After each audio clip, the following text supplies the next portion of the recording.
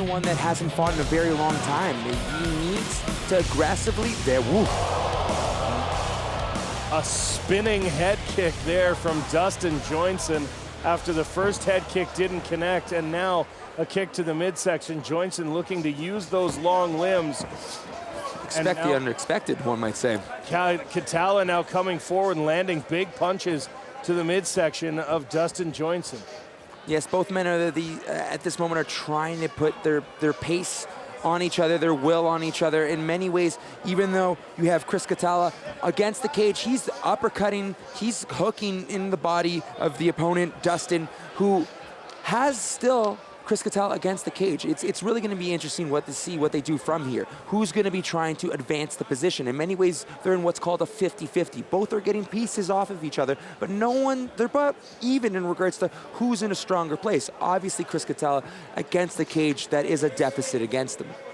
Yeah, it's one of the things the judges here in Calgary especially seem to look at. If you've got that position up against the cage and you're trading blows, the cage control of holding your opponent where you want him as opposed to your opponent being where they want to be certainly plays into it when both fighters are getting equal strikes against the cage, which they have been so far. Yes, and the other interesting thing is there's a false security, a false sensehood of safety in regards to if you have that almost third leg propping you up. Chris Catala is allowing himself maybe to hang around there.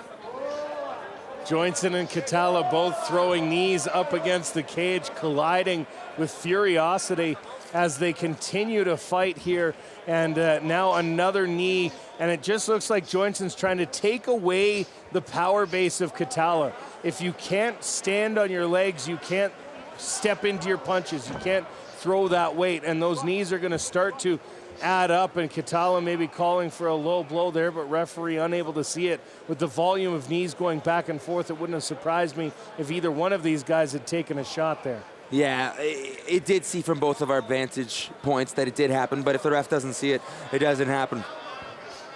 So again, Joynson trying to create space up against the cage. Catala been very effective in the clinch here and keeping the space. Again, both guys over 6'4", and not a real height difference between them, which is unusual for both of them. Normally when you're fighting, you're not fighting a guy that's 6'5" across the cage. Even finding training partners has got to be tough. But a nice takedown there from Joynson, and even a simple takedown when you've got a guy that weighs 240 pounds landing on top of you, it's got to hurt a little more. Yes, Chris Catala needs to not allow him to establish a position like that. He needs to get against the cage and use the same safety mechanism to allow you to get up. That is a propping opportunity. In many ways, the cage is your home.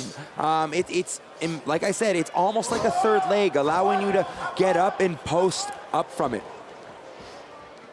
Dustin Joynson on top of Chris Catala now, having taken him to the ground, and Johnson doing a good job of staying busy, staying active. Catala a decent job of defending, but again, this is what we talked about with position, and position adding up to everything, and that was a solid elbow just a moment ago. Yes, Dustin needs to posture up. He obviously has the space. There it goes. And Chris Catala needs to get against the cage or hold him down. He needs to get some space. He's trying to attack for something, but in many ways, I think it's all the way in or all the way out. There's no in between. It's that middle ground that's going to get you basically chipped away, and with a heavyweight on top of you, it's going to suck. Yeah, Joynson now again posturing up, landing punches. You can hear advice coming from the corner of Chris Catala, who lands a nice elbow from the bottom.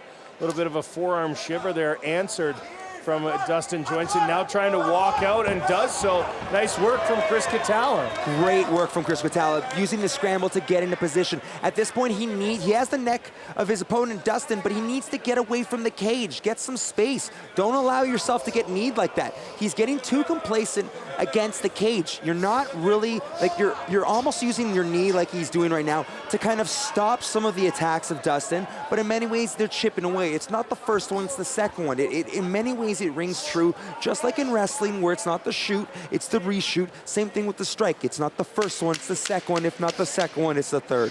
Blood pouring from the head now of Chris Catala as we reach the end of round number one. A nice knee to the midsection, again answered immediately. An elbow from the at the end of the clinch there. Dustin Joynson looks to take a round 1 victory over Chris Catala as he steps across. And Joynson will look to do more of the same here in round number 2. I really like Joyson's basically unorthodox movement, especially for a heavyweight. He's throwing teeps, he's throwing punches.